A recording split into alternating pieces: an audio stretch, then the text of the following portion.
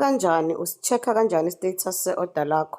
So i-screen sakho sisuke sinje. So bese uya ku-Google, nangokwami u-Google useduze. So I just go to Google and then ngifike ngithi True Organics Logins.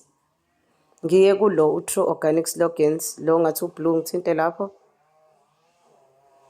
Yabona la sebezongifuna i-username ne-password yami. I-type-ke la i-username yakho ne-password yakho. Mina angikutype ngithi kanje.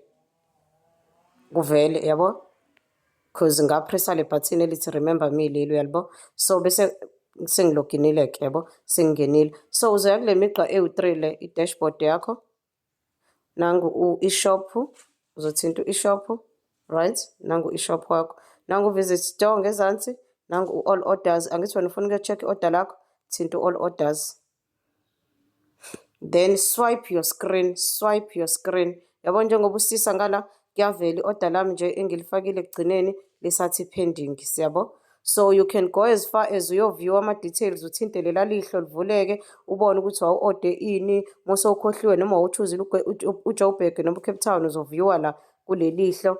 So everything nje uyabona ukuthi wawulisathi pending, leli linye elingezansi elithi ready to be collected, kuvela nje yonke into. This is as easy as doing this, ukucheck i-status se-order lakho. Once nje selithi ready for store pickup, ila so forwardela khona i-run. Thank you so much, leaders. I hope you watch these videos and I hope they help you.